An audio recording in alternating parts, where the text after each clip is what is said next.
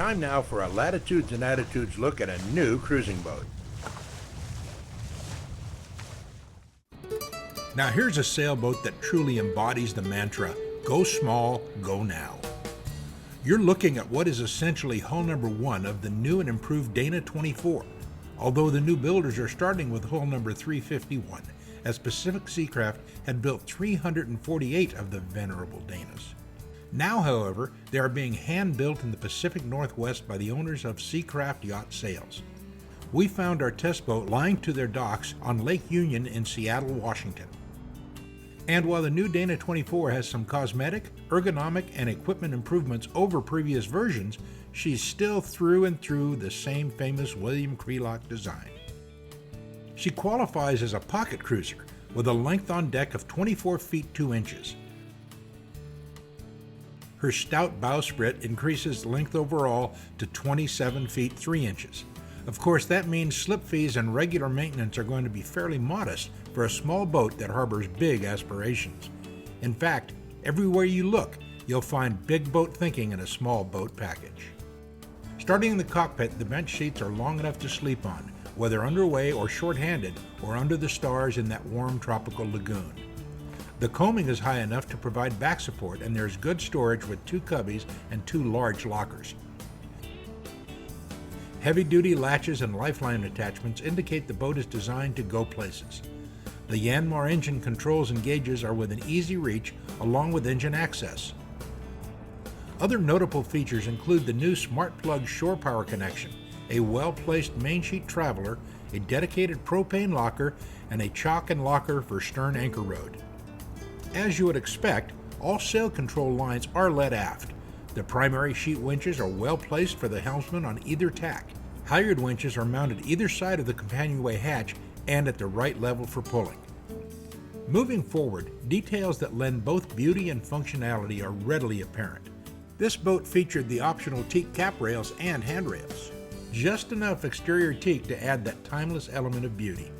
The raised bulwarks and beefy hardware provide security, as do the 27-inch tall double lifelines. The foredeck is pretty big for such a small boat, with enough room for a windlass, and the impressive bowsprit has rollers ready for 2 anchors. No matter what the angle, the Dana 24 is a very pretty looking boat. Obviously, the late Mr. Krelock had an exceptional design eye. We were hoping to get some good looking images of her under sail, but the 2 days we tried to get some sailing in registered a couple of frustrating zeros on the Puget Sound wind scale.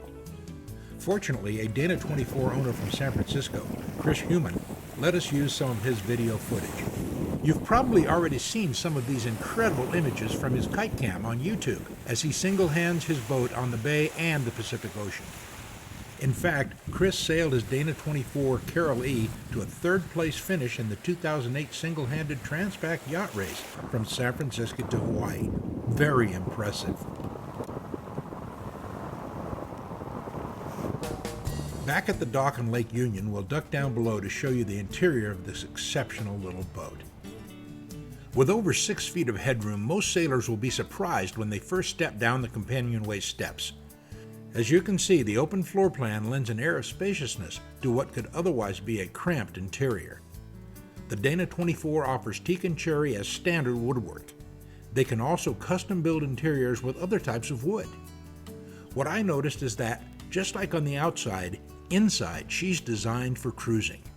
That means attention to detail in everything from hidden areas turning dead space into usable storage space to making sure functionality reigns supreme. The compact galley with built-in icebox and 2-burner propane stove and oven has plenty of cabinet space and counter space. And storage is everywhere, with cabinets, drawers, and bookshelves throughout the cabin. Along with a hanging locker, there's more storage below and outboard the opposing settees. The same settees extend under the B berth to provide full-length sleeping berths. But I really like the pull-out table, which unobtrusively slides in and out around the compression post. Another neat feature is this convenient access panel.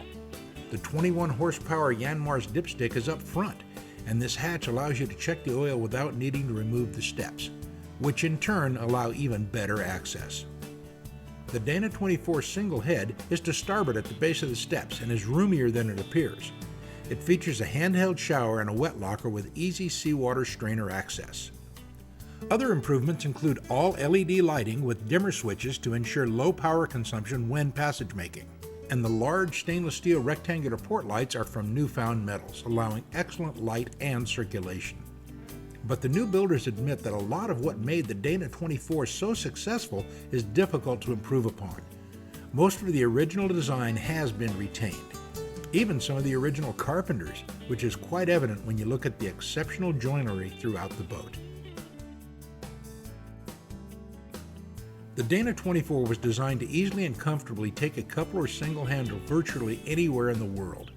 Over the years, many boats have crisscrossed the Pacific and are sailing the Atlantic. The new Dana 24 built in the Pacific Northwest continues that legacy. And even if you're looking to sail in your own local cruising grounds, in these tougher economic times, going small and going now makes a lot of sense. For more information or to inquire about building your own Dana 24, just go to the Seacraft Yacht Sales website at seacraft.com.